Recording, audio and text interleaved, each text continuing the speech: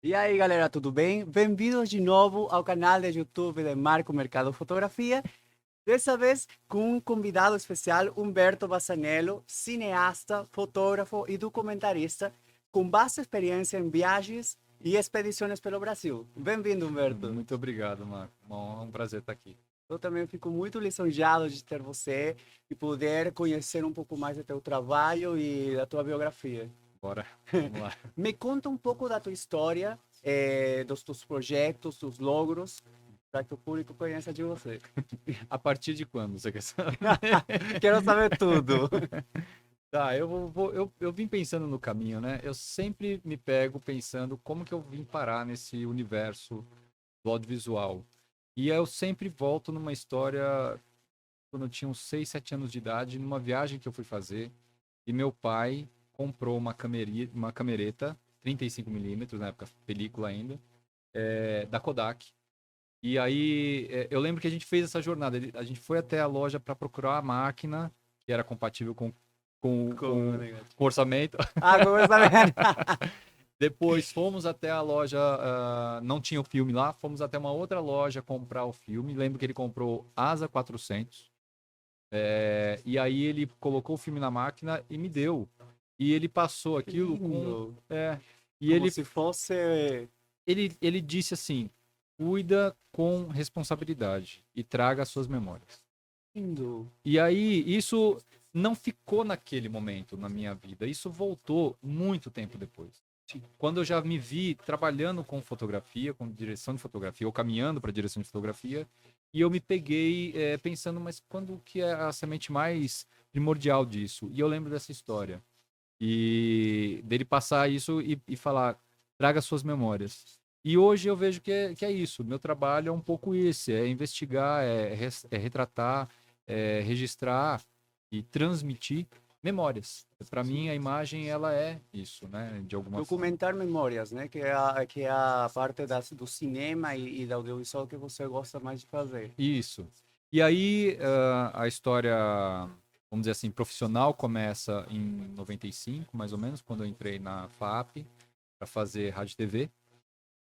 E ali o leque se abriu. Eu não tinha muita noção. Eu fui fazer rádio e TV um pouco sem saber porquê, na verdade. Eu ouvi falar desse curso, achei interessante e acabei conseguindo passar no vestibular e entrei. E ali eu fui conhecendo pessoas que foram me levando a outras possibilidades.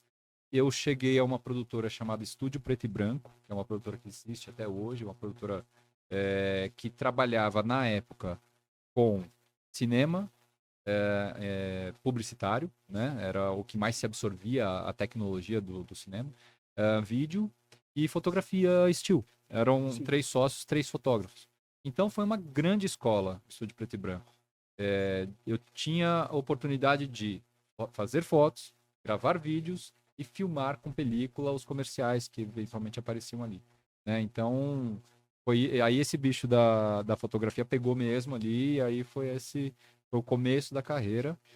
O segundo ponto de mais importância foi em 2006, 2007, quando eu conheci o Sérgio Rosenblit, que é um dos meus mentores de documentário.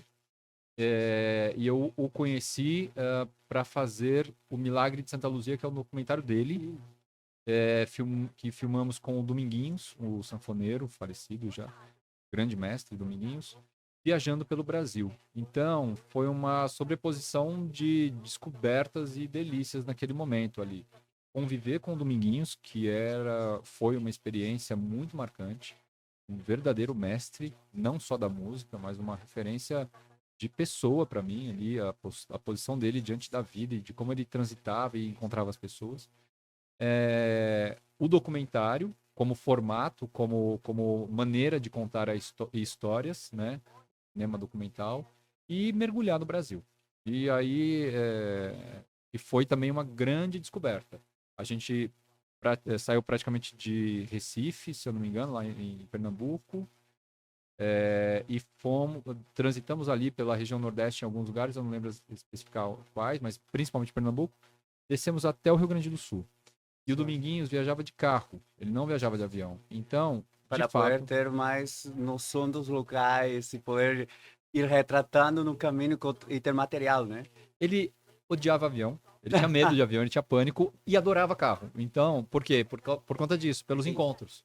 Então, quantas vezes a gente não viu ele parar no meio daquilo que a gente fala, do meio do nada, numa estrada, que tem uma vendinha, um botequinho, uma lanchonete, e ele parava para tomar um suco, comer alguma coisa, e alguém reconhecia ele ali, ele já sacava a sanfona e fazia aquele Que momento lindo! algo completamente inesperado para aquela pessoa, para aquelas pessoas que estavam ali, e totalmente marcante. Então foi uma experiência riquíssima e conhecer o Brasil. Aí eu fiquei completamente fascinado e falei, não, é por aí que eu quero seguir e comecei a me dedicar ao cinema documental, não só ao cinema, né, mas ao conteúdo documental, né, seja ele para TV, seja ele para cinema, hoje para plataforma, rede social, qualquer formato que tiver de veiculação, me interessa.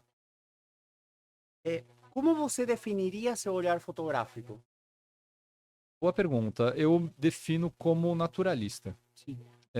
Eu acho que é um termo que eu gosto de refletir, né? Não que seja estritamente isso, né? Eu faço diversas. Eu experimento a fotografia com todos os recursos que ela tem, mas eu me identifico mais com o naturalismo e até, de certa forma, minimalismo.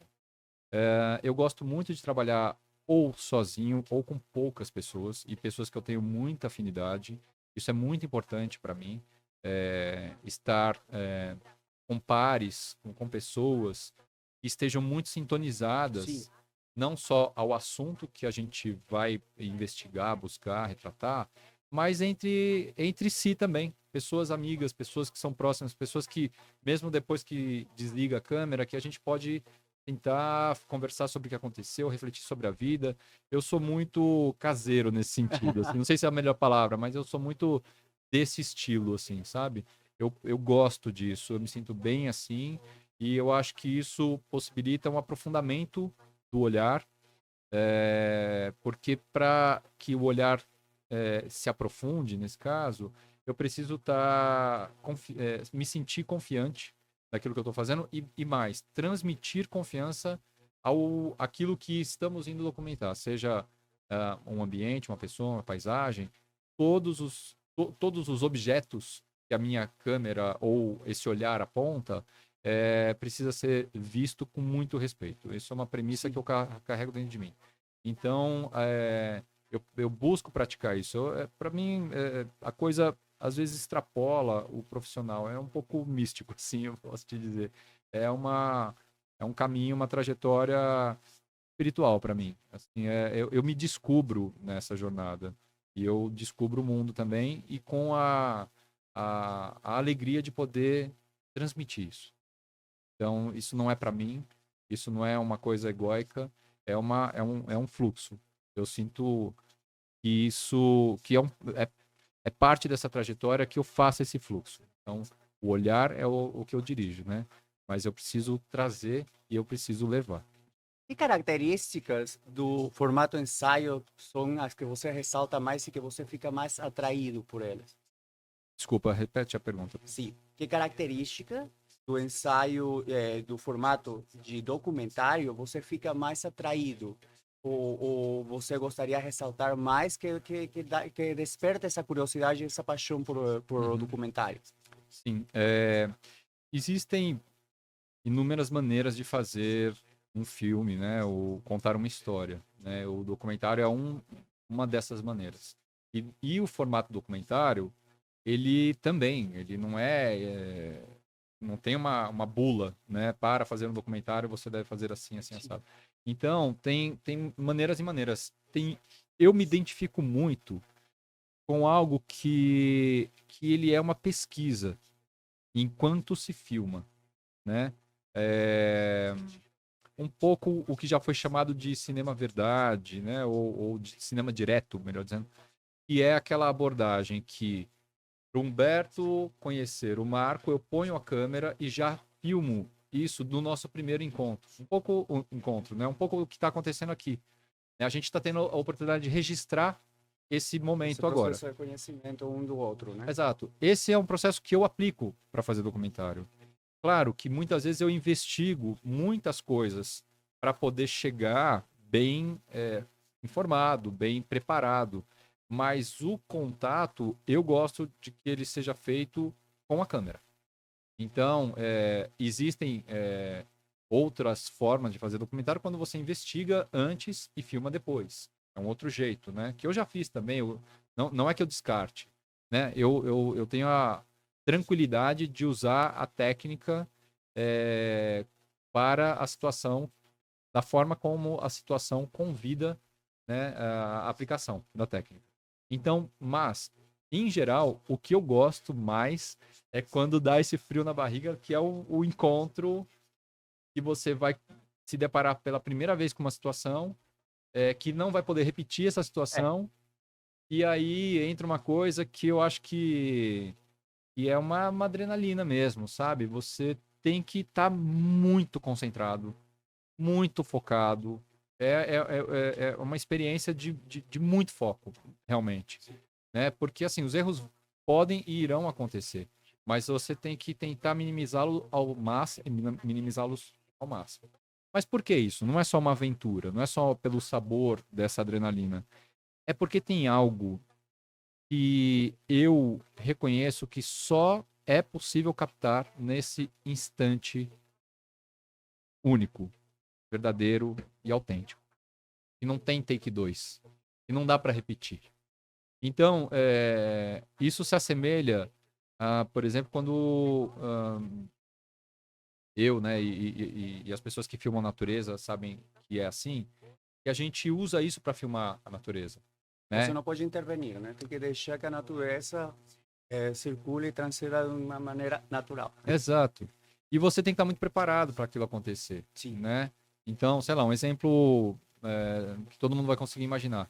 Eu estou montando agora um filme sobre baleias em abrolhos, que foi filmado Nossa, no que ano passado. lindo!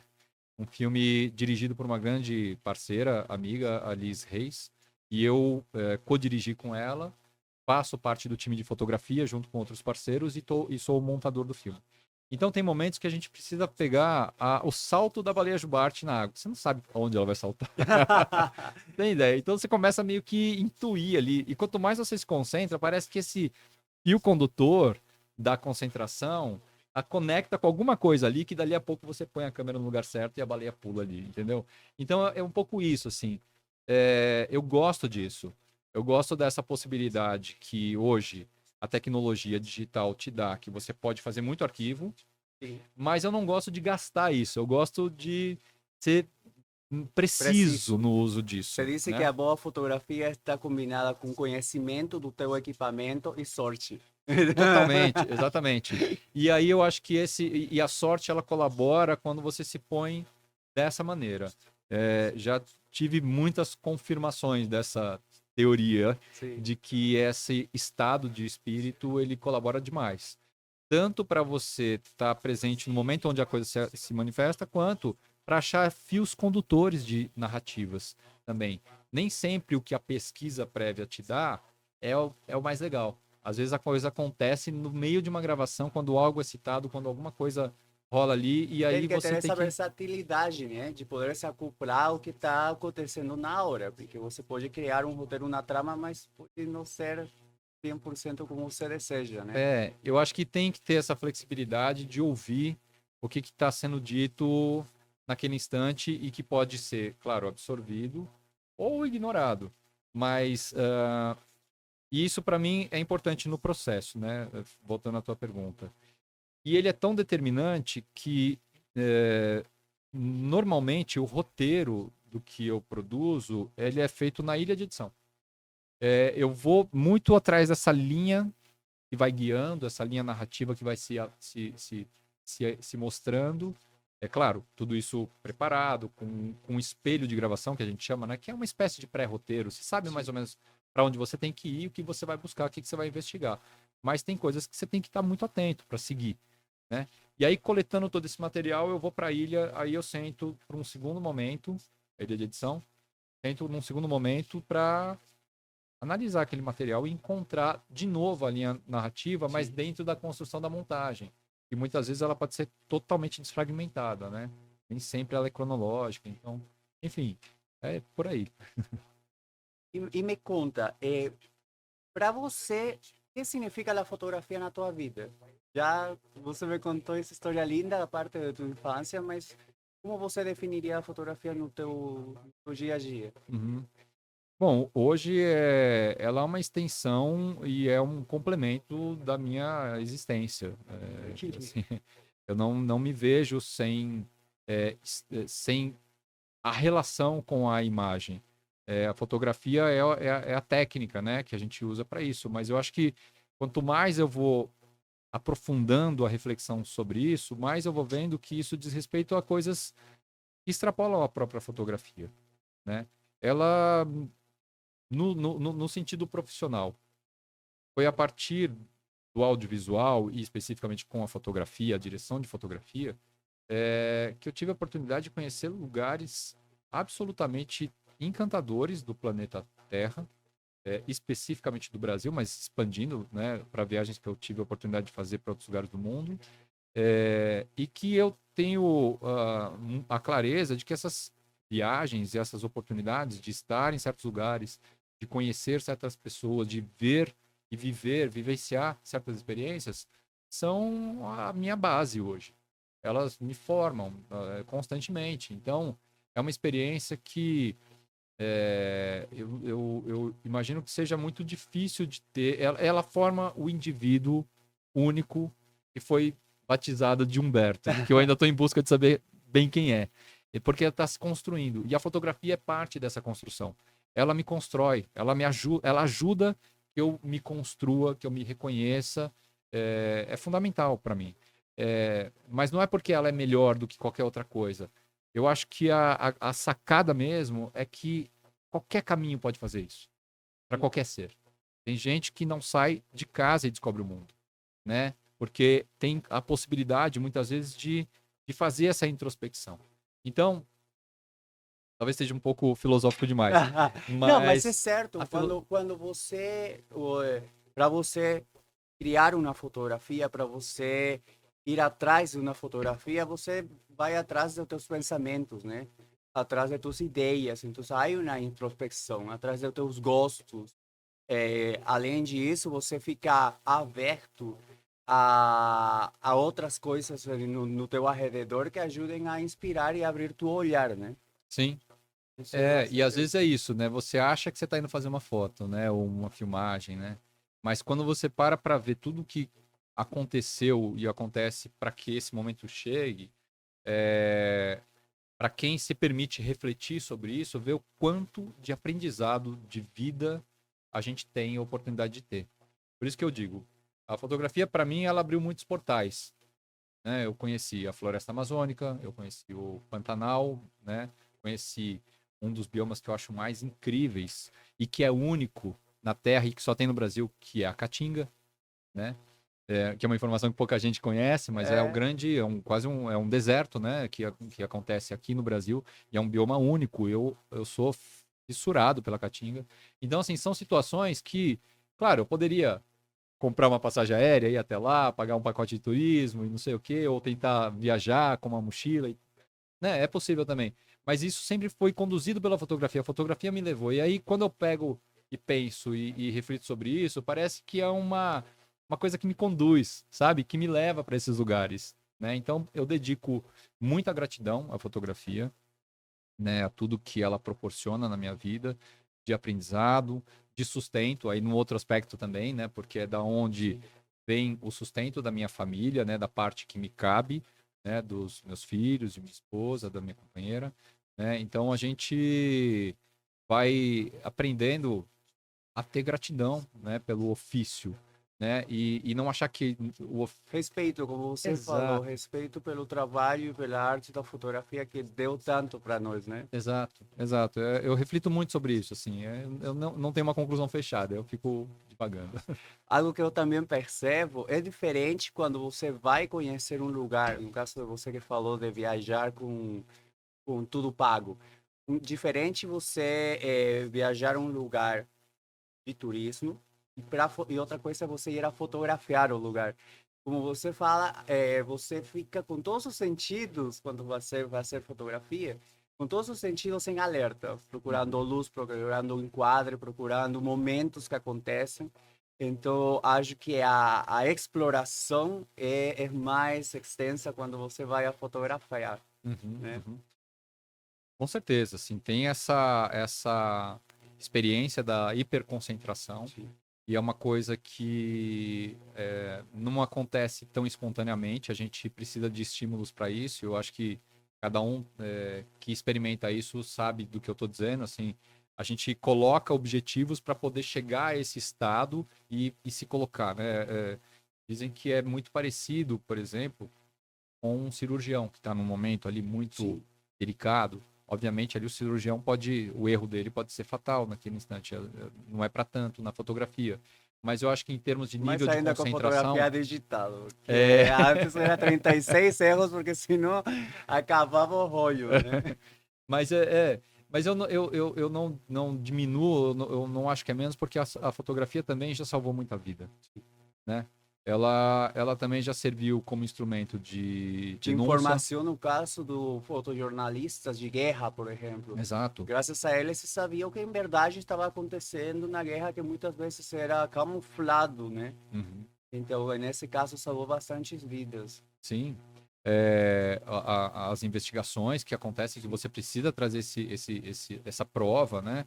Ou de coisas que, filmando natureza selvagem, eu já experimentei e ainda experimento, né?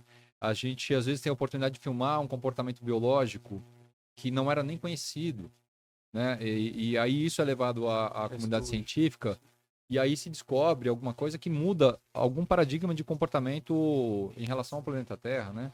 Então, a fotografia, ela tem diversas aplicações. Hoje, ela é tudo, né? Eu acho que a gente está na era da imagem, assim, imagem e som, né? Mas o que a imagem conta muitas vezes, como uma linguagem universal, né? Você vê uma foto em qualquer lugar do mundo, você é tocado por ela, né? Você não Sim. precisa entender a língua, né? Daquele lugar, do povo daquele lugar onde a foto foi obtida, né? Aquela imagem, ela comunica, né? Então, ela tem uma coisa universal nesse sentido, né? Então, ela é muito poderosa, muito potente mesmo. Você começou primeiro com a fotografia e depois foi para o cine ou foi vice-versa? Como foi essa transição? Tá. Eu acho que começou um pouco tudo junto, né? Quando eu vou trabalhar no estúdio preto e branco, que era um estúdio que trabalhava com os três formatos da imagem, né, que havia no momento, é, nós fazíamos trabalhos fazendo Em chapas, geral. né, fotográficas e filmando. Então, eu aprendi que a minha experiência pessoal foi essa, saiu meio junto. Porém, eu sigo na trajetória da imagem em movimento, muito mais do que da imagem Assistiu. still. Eu como documentarista, eu sempre ando com uma câmera fotográfica. Então eu tenho um acervo de fotografias que eu chamo de fotografia amador, porque eu faço sem a pretensão de comercializá-las, né, Mas ou de de ter um backup monetarizar. de informação por qualquer coisa que você queira desenvolver no futuro, né? Sim, também, mas eu acho que é isso, é uma necessidade de registrar, acima de tudo, sabe? De fazer uma foto, de pegar a câmera e registrar. Então, tem muita coisa armazenada que vai virar exposição, que vai virar livro, alguma coisa, isso eu já venho trabalhando com isso, e que é um trabalho paralelo ao do documentário filmado. Então, todas as expedições que eu participei, elas têm um acervo fotográfico também. Então, tá sempre junto. Embora o documental, audiovisual, ele tem ali uma função, ele tem um fluxo comercial, né? Ele foi contratado muitas vezes, ou foi desenvolvido e a gente buscou financiamento, Sim. né? Então, o fotográfico, eu não usei desse tipo de recurso para fazer as expedições. Ele sempre foi a câmerinha que estava junto ali. Então, elas andam juntas, só que uma é amadora e a outra é profissional, vamos chamar assim. Como profissional, como cineasta brasileiro, o que você considera, quais são as maiores dificuldades que tem o cinema brasileiro no mercado? Vamos lá, essa é uma questão densa também, Sim. né? Porque eu poderia fazer só uma provocação aqui. A gente já teve momentos bem ruins na história do cinema brasileiro, onde praticamente se chegou à beira da extinção, né? Assim, houveram anos onde não foi produzido conteúdo, né? Porque não tinha recurso, não tinha como ser feito. Então, hoje, apesar de a gente encarar muitas dificuldades para que esse mercado flua como os operadores do audiovisual esperam que flua, né? E a cultura, de uma forma geral, a gente ainda assim tem muita produção audiovisual, muita produção de cinema, inclusive. Né? E essa produção, ela existe também pelo fato de que a tecnologia popularizou a possibilidade de você fazer cinema. Hoje você faz cinema com o celular, se você quiser, né? Claro, a gente vai também discutir a qualidade desse cinema, né? Mas o fato é, muita gente que em outras épocas não teria oportunidade alguma de fazer cinema, né? Porque aquela arte, ela era uma arte limitada ao poder aquisitivo mesmo, né? Os Então, equipamentos são absurdamente caros, né? os top de linha ainda são, é um Sim. padrão que se mantém. Mas os intermediários, eles não encurtou a distância, né? Então você tem hoje muita gente produzindo coisa que outras épocas não poderia nem sonhar em produzir, né? E mesmo que seja de recurso próprio, mesmo que pegue a câmera e vai lá e filme o seu quintal, a sua rua, o seu bairro, fazendo documentário, pondo nas plataformas, divulgando isso. Então a gente tem uma produção maciça de audiovisual, né? Agora, quando a gente vai pensar no cinema, na indústria do cinema, naquela que de fato faz uma circulação de emprego, uma circulação de economia, essa camada, que ainda vamos chamar de a camada profissional do cinema, ela enfrenta dificuldades de muitas ordens por conta de que ainda é um mercado muito voltado e dependente das iniciativas de leis de incentivo, né? A gente é o modelo que se estabeleceu aqui no Brasil. E eu não quero que soe que eu proponha um modelo neoliberal aqui. Eu acho que a cultura ela passa por sim por um financiamento público, Sim. né? Mas a gente está sempre discutindo essas questões do ponto de vista ideológico, coisas que a gente assistiu e viu e está vendo ainda acontecer desde o último governo até agora, né? Então, eu acho que a cultura, de forma geral, ela está muito vulnerável, né? O cinema é um dos representantes da cultura, de forma geral, e é muito vulnerável a essas trocas que acontecem. Então, troca governo, troca lei, impede fluxo de liberação de recurso, aí trava todo mundo, aí você desemprega uma quantidade enorme de pessoas, e aí tem que ficar se virando para sobreviver. Ou seja, não tem estabilidade, as pessoas não conseguem viver de cinema de uma forma tranquila no país.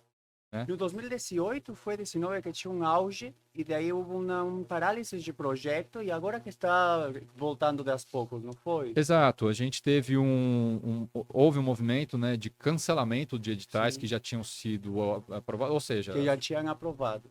pessoas que já estavam até assim com a certeza de que iriam receber aquele recurso, mas que tinham assuntos que tinham urgência de ser filmados, né?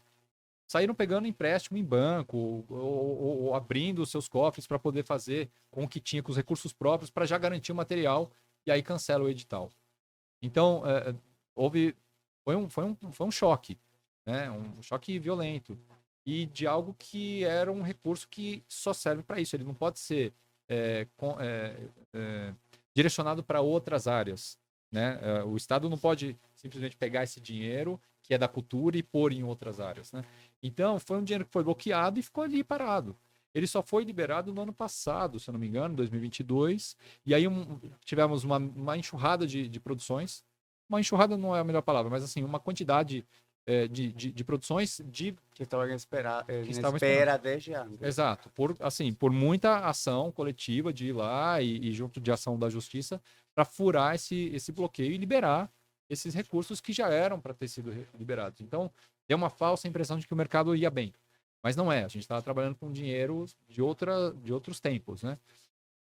E agora a gente está vivendo um momento que a casa está tendo que ser arrumada novamente, né? Então, atravessamos uma pandemia, atravessamos um governo que bagunçou bastante a relação da cultura, né? Então, assim, Inclusive no teatro, né? em todas as Em áreas da todas as áreas da cultura, né? cultura, sim.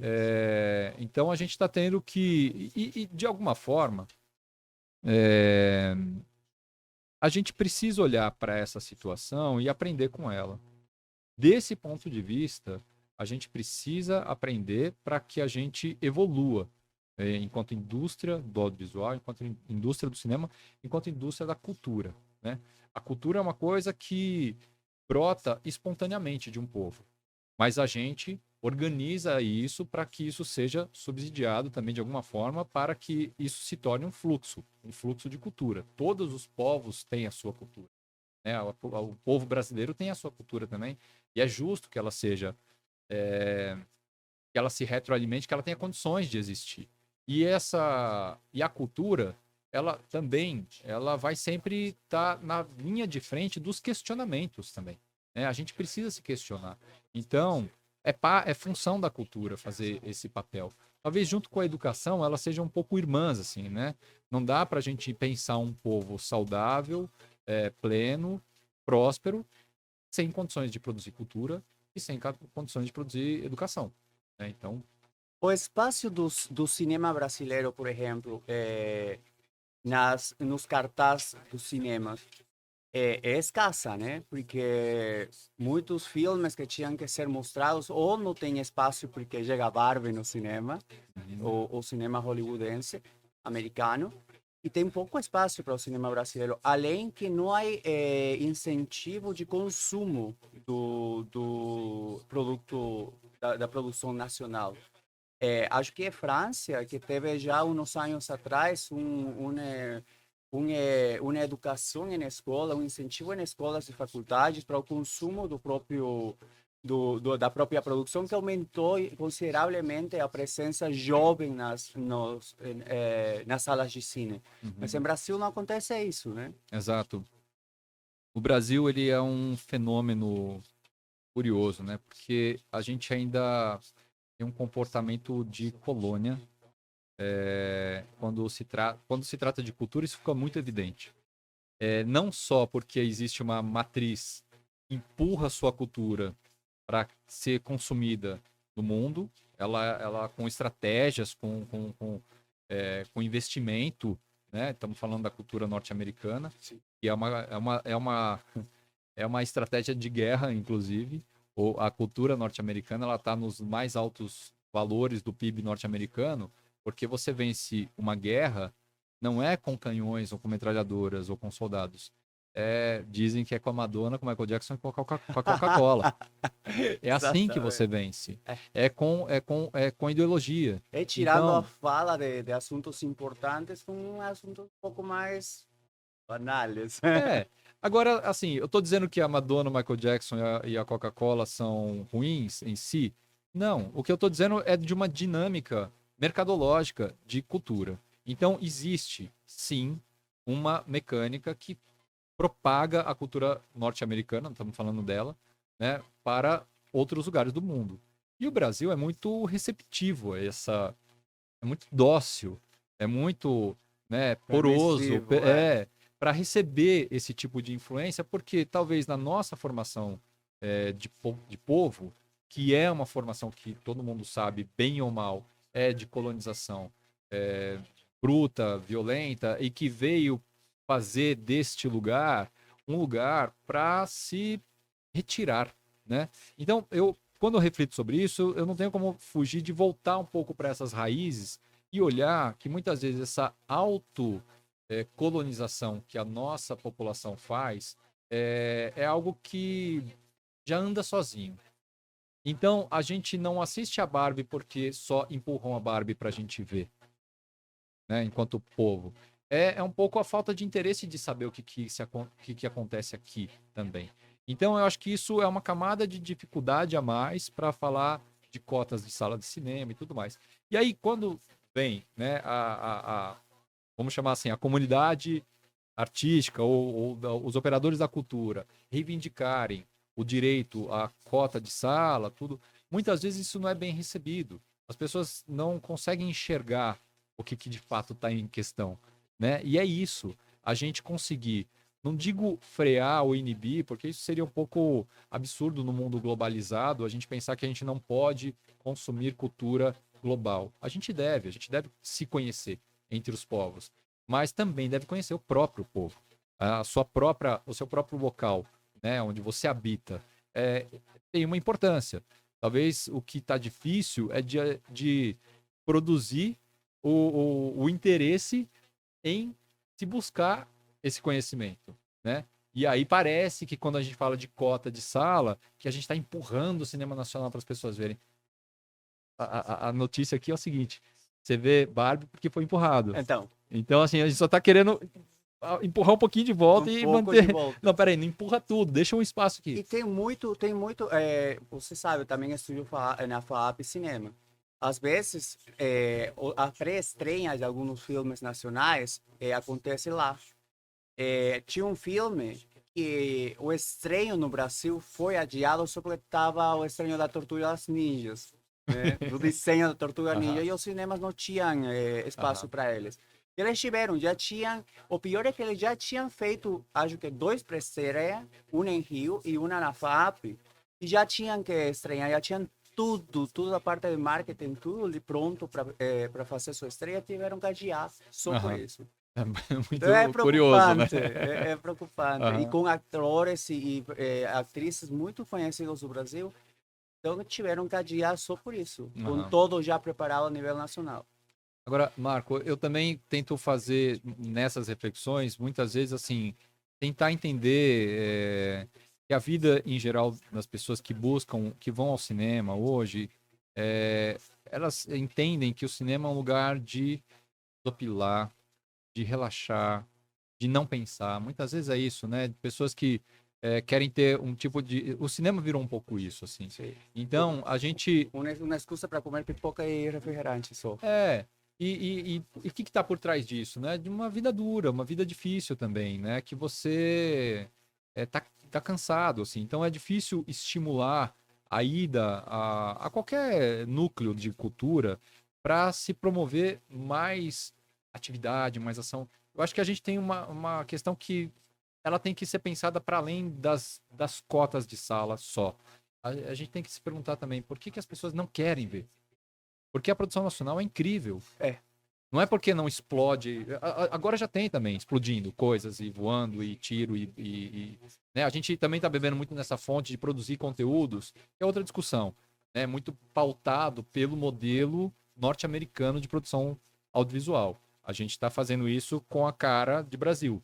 Né? Estamos mostrando que a gente também sabe ou consegue fazer isso. É outra discussão. Mas existe um jeito de contar a história autêntico, brasileiro, e parece que as pessoas não estão muito querendo ver. Assim. É pouco, a gente precisa pensar sobre isso. Assim.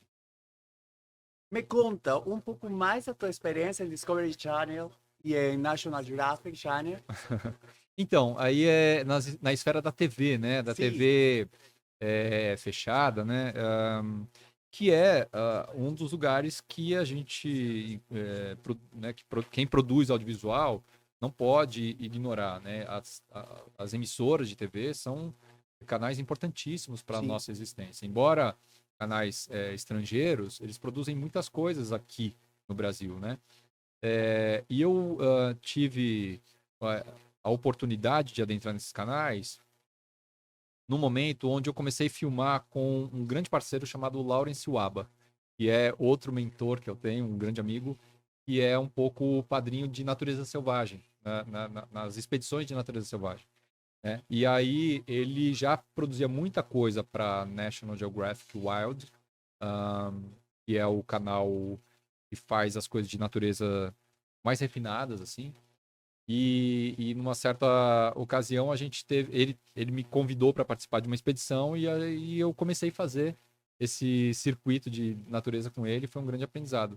Eu acho que a coisa foi um pouco por aí, assim, né? Com a Discovery, eu fiz alguns projetos que eram um pouco mais antropológicos, né? Não eram de bicho, assim, mas também foi um pouco esse mesmo fluxo. É uma experiência de trabalhar com esses canais, porque tem uma relação comercial muito pautada pela lei que estabelece como esses canais devem operar dentro do nosso país, né? Tem regulamentações que protegem para que eles não venham com um contingente de profissionais de fora para fazer coisas que profissionais brasileiros podem e devem fazer. Então, é interessante, para além de gerar conteúdos com esse formato, né, de emissoras que são referência, né, para muita coisa, né?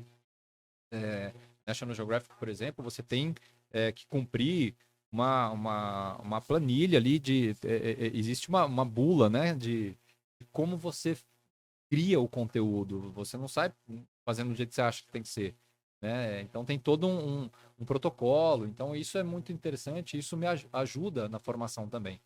Em algum momento você questiona esse protocolo, porque Também você deve também ser quer fazer. difícil conseguir cumprir com todos esses protocolos e ainda colocar teu estilo, teu olhar, tua percepção. Ter um equilíbrio aí deve ser um pouco... É.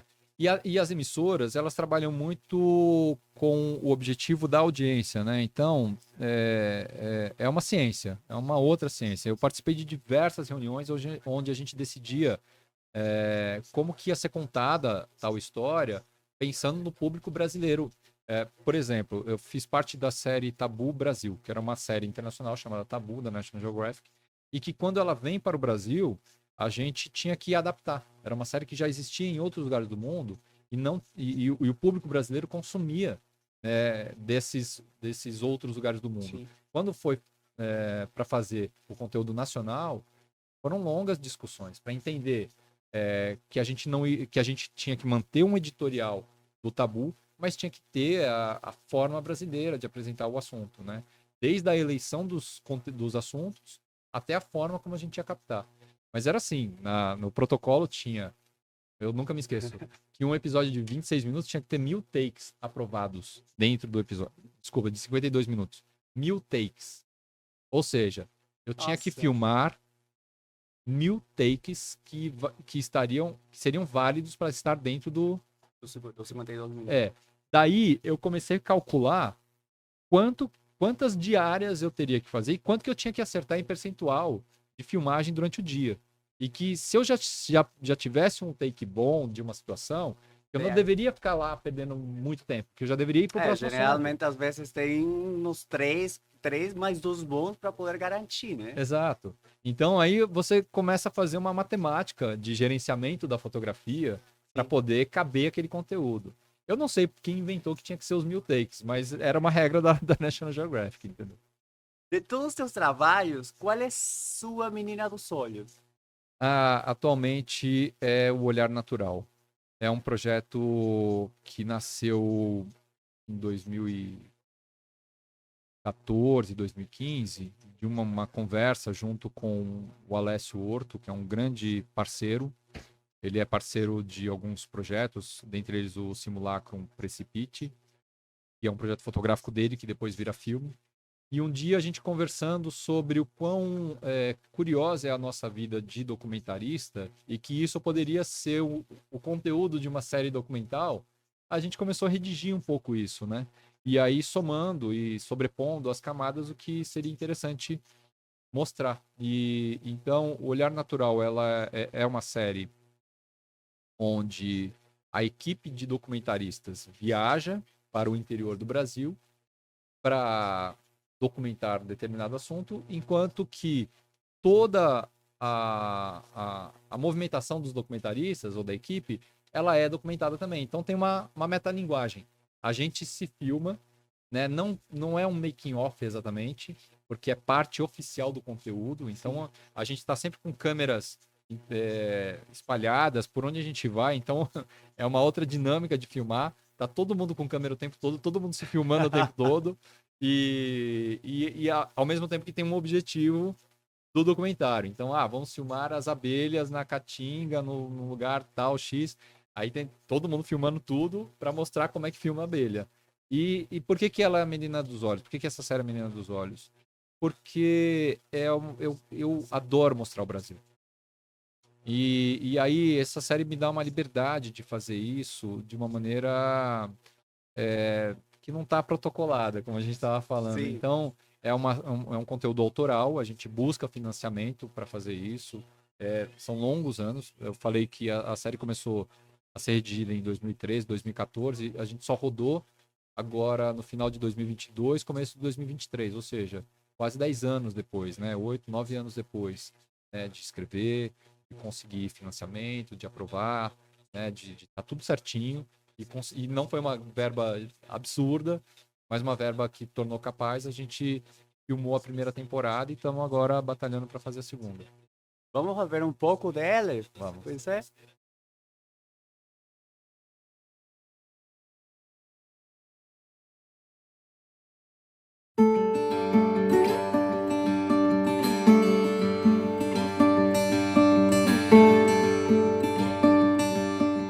O que chama a atenção a ponto de pegar a câmera e filmar? O que desperta esse interesse em captar um pedaço da realidade e transformá-lo em memória? Quilombola para mim é ancestralidade, né? Não adianta eu trazer o nome ser quilombola e não ter todo um resgate de história. O Dendê, para além da fonte de sobrevivência, representa o símbolo da religião de matriz africana. Ei, maravilha! Ei, raposinha, girafa! Chega, oi, oi! Vamos lá, ega, toma o caminho do carro, vamos pro curral, oi, ah, ei! Então que alguém perguntar, então o que é a vida? O que é a vida no sertão? A vida no sertão é se experimentar, é se achar, é se fazer. A terra deu, a terra dá, a terra cria, a terra cria, a terra deu, a terra dá, a terra voga, a terra fica, a terra acaba com toda mal alegria, a terra acaba com enxame que a terra cria, nascendo na terra, nessa terra ninguém, morrendo na terra, nessa terra.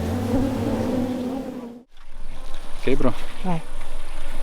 Então, eu acho que operando a câmera, manuseando a câmera, eu apertei algumas abelhas na minha mão e perfuraram essa luva. Os ferrões perfuraram essa luva.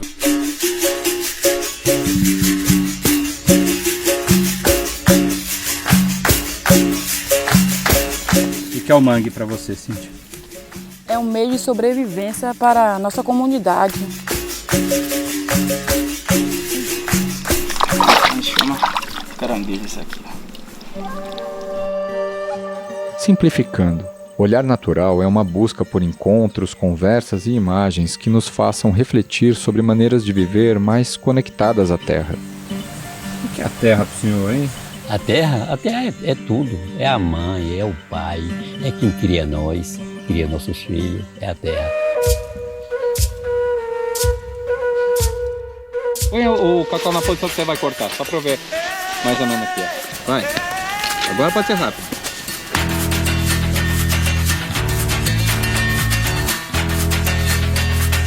É impossível ensaiar esse momento.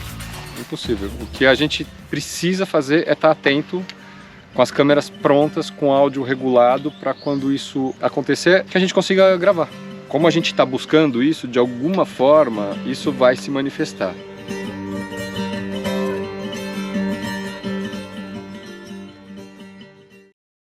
Aê, que lindo! Com certeza gerou bastante anécdota. Me conta qual foi a maior anécdota desse, fazendo esse documentário. Ah, rapaz, a gente teve... Deixa eu pensar uma. Além da abelha picando tua mão.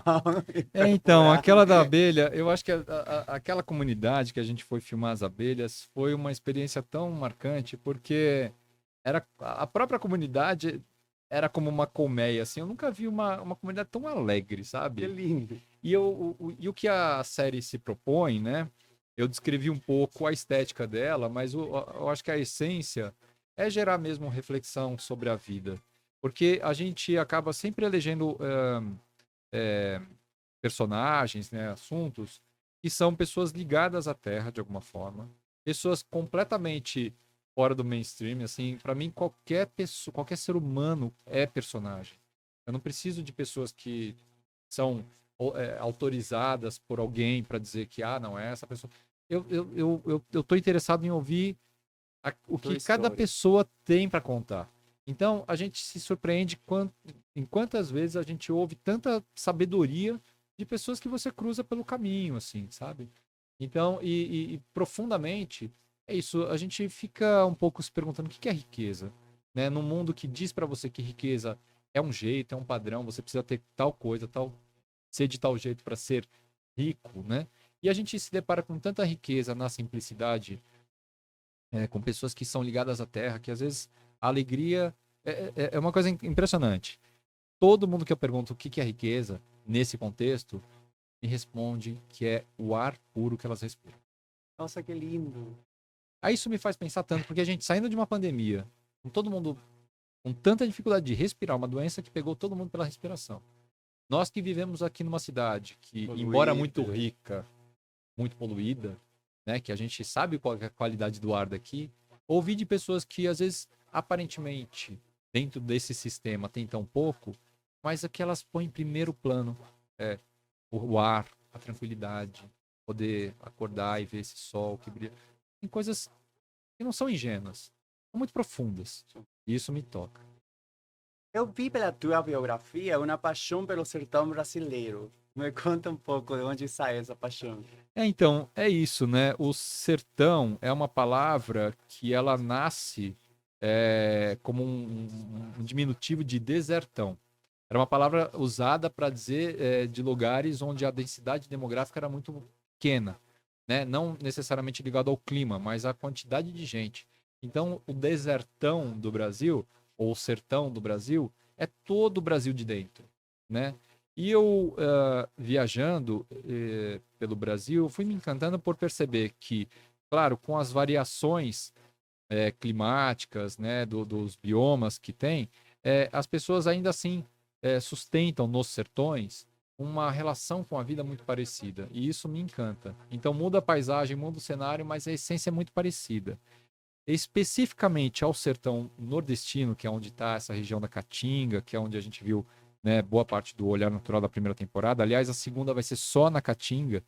É um lugar que me encanta por ser o extremo da vida, muitas vezes, né? Onde você tem uma escassez, aparentemente uma escassez, né? Pelo que a gente está habituado, né? A terra é mais seca, tem menos água, então as pessoas precisam saber sobreviver ali, né? Não é tão simples viver em lugares mais escassos. E desenvolvem a sua sabedoria de vida em relação ao bioma que habitam. E isso me encanta muito. Então, é o lugar que muitas vezes eu encontro pessoas com mais sabedoria, com mais simplicidade, e que eu fico mais tocado pelos encontros. É uma coisa que eu não sei muito explicar. Eu acho que é por isso, mas deve ter outras conexões que eu ainda não desvendei. Quando falamos sobre a história de São Paulo, podemos olhar que teve uma urbanização caótica e descontrolada, sem muita importância pela natureza. Me fala um pouco desse contraste urbanístico que a gente vê aqui em São Paulo. Pois é, São Paulo é um lugar que é muito surpreendente mesmo, né? É um fenômeno, né? Dentro das metrópoles e megalópolis, né, do planeta.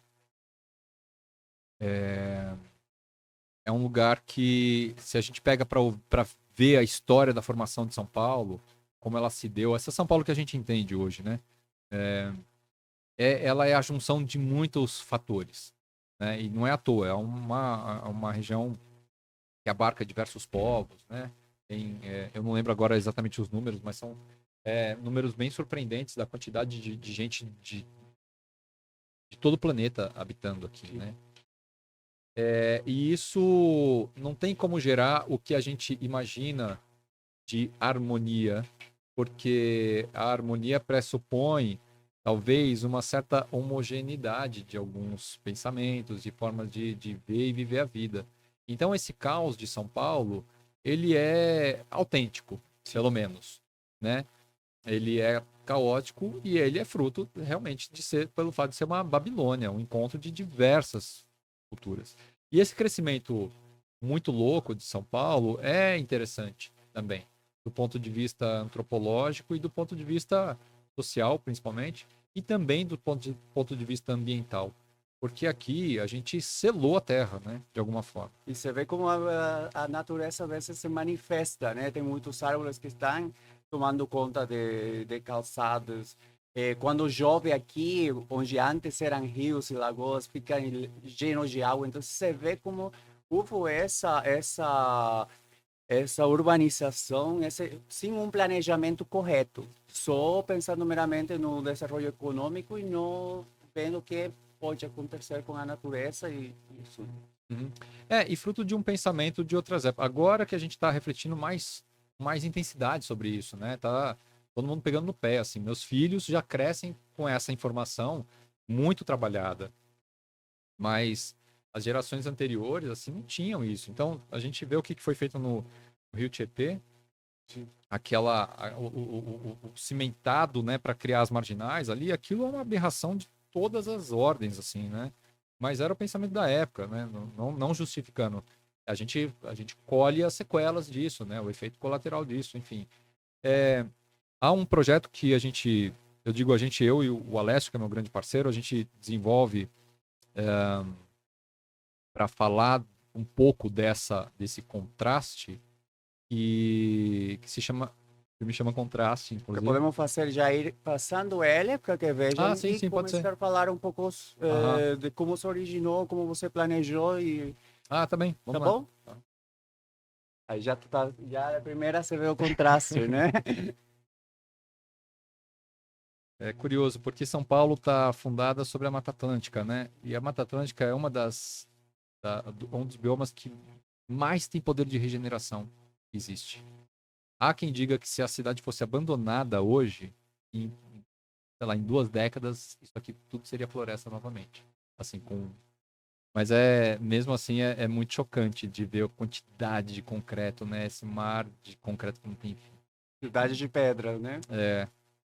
E o filme, ele quer, de alguma forma, a gente persegue a face amorfa da cidade. Tanto que é o subtítulo do filme, né? A face amorfa de São Paulo. Entendendo ou partindo da premissa que a cidade é uma entidade composta, né, pelos seus cidadãos, seus habitantes e pela sua arquitetura, né? E que convive nesse lugar, nessa região que tem a sua natureza. Isso tudo compõe essa entidade São Paulo, que é muito viva, né, que é muito pulsante, e ela é de fato muito amorfa. A gente não consegue ver a face dessa grande entidade, porque ela está em constante transformação. Então, os rostos, né, desses personagens que a gente vai vendo são muito importantes para mostrar a diversidade, o quanto São Paulo é uma cidade, de fato, de contrastes, né? De miséria, de riqueza, tudo convivendo ao mesmo tempo, ou dessa riqueza que a gente também questiona se é riqueza, enfim, de muita dor, de muita desilusão, mas também de muita ilusão, de muita esperança.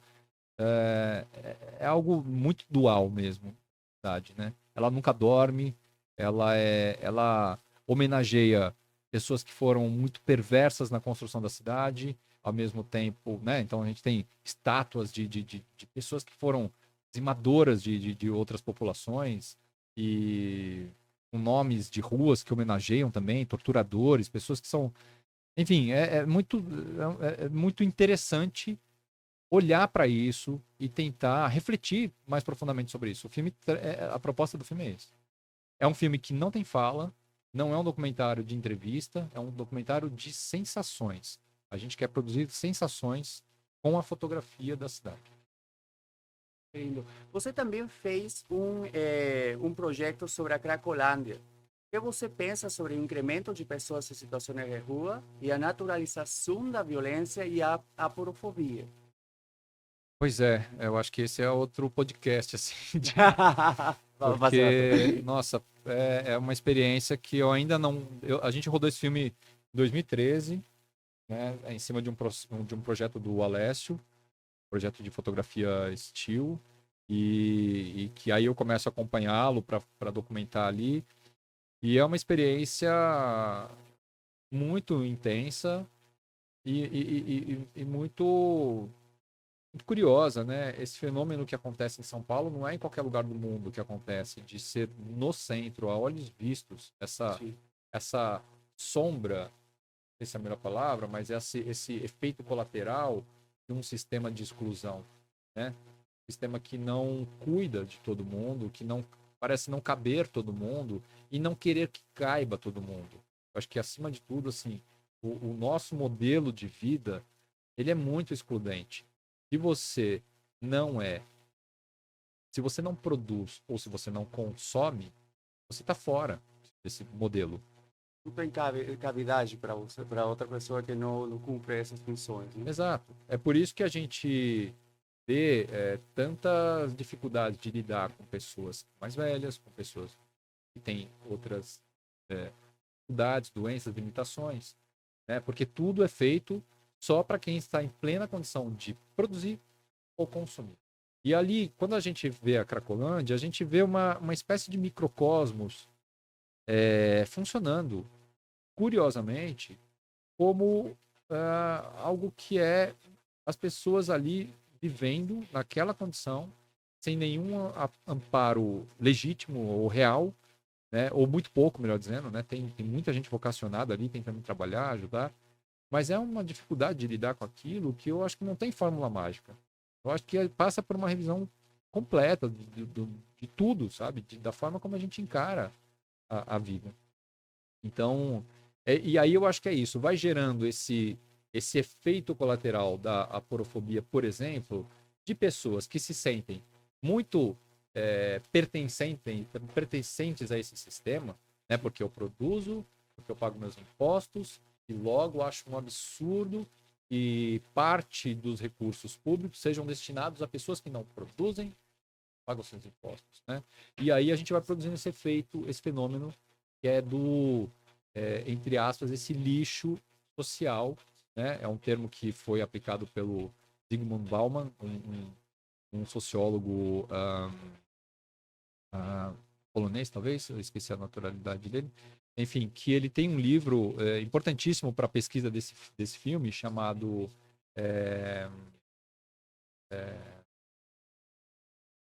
Putz, eu acho que vai ter que cortar, não estou lembrando o nome do livro. Tá?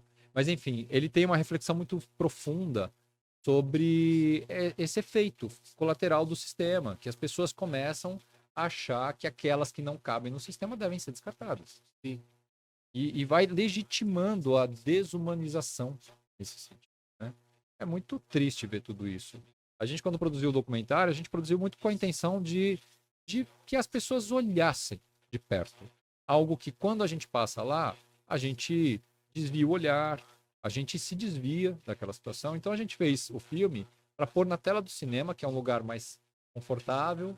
Para o desconforto da realidade na cara das pessoas. Exato, para trazer o desconforto e pôr na cara, não com uma proposta de solução, a gente não tem solução. Não.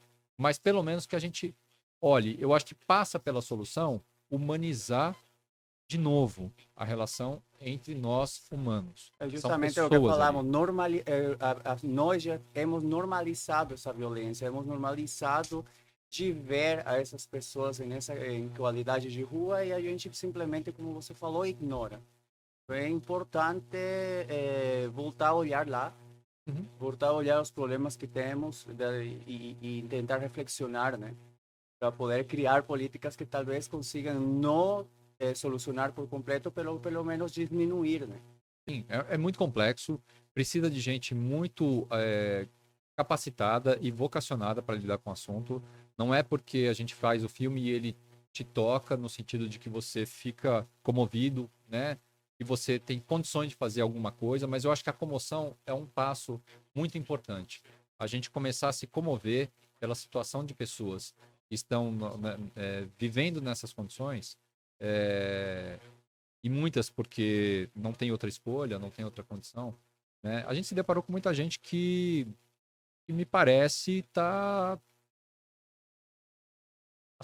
ter aceitado viver assim, né? É muito triste, né, dessa forma, mas de fato existem pessoas que me parecem que aceitaram já, mas uma grande maioria não está feliz de estar lá. Assim.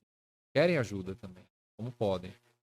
Então, eu acho que é isso, assim, a aporofobia me assusta, de verdade, sabe? Qual seria, para finalizar, foi muito gostoso no podcast, legal. estou muito grato. Eu também. Quais são os próximos projetos? Cara, eu tenho um que, assim, é muito especial, que é um que está sendo desenvolvido pela minha esposa, Badu Moraes, que é uma atriz indígena, nordestina, migrante, ela reside aqui em São Paulo, né? E que é uma busca pela história dela mesma, né? Porque ela faz parte de uma camada enorme da população que vive o que a gente entende como apagamento histórico. E esse é um filme é um documentário que a gente está desenvolvendo, chamado Vestido de Sol, e que é a busca da história dela. Mas que passa por essa questão da formação do povo brasileiro.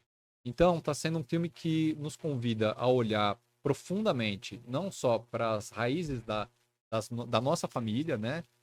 A história dela é a história dos meus filhos também. Então, é a nossa família ali que está sendo investigada, a gente está em busca dessas histórias, mas é a história da formação do povo brasileiro de uma grande parcela, uma grande maioria, né? Que são pessoas descendentes de indígenas, descendentes de africanos que vieram para cá em condição de escravização e que não tiveram, foi retirado até a sua história dessas pessoas. Então a gente se depara com isso. Esse é um filme que tem, essa é uma pesquisa que tem mexido muito com a gente. A gente já tem material filmado desde a gestação do nosso filho mais novo, que é o Ravi, que nasceu já faz 2 anos. Então tem um material bem, bem grande e que vai mesclando tanto a gestação, o desenvolvimento dele e das crianças, mas também das buscas que a gente vai fazendo. E é um filme que ele não vai pelo caminho tradicional de documentário. Ele está sendo construído por uma outra proposta que é muito mais poética. Isso também me encanta muito. Usar a imagem ou o caminho do cinema e do audiovisual para gerar memórias não vividas. É um pouco isso que a gente usa.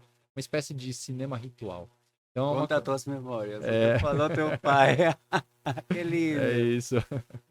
Muito obrigado, Humberto. Obrigado por teu Marco. tempo. Obrigado por contar um pouco mais da tua experiência. Obrigado. Foi uma honra, uma delícia estar aqui. Falar sobre isso me encanta. E, pô, um prazer estar contigo também. Muito obrigado. Obrigado a ti.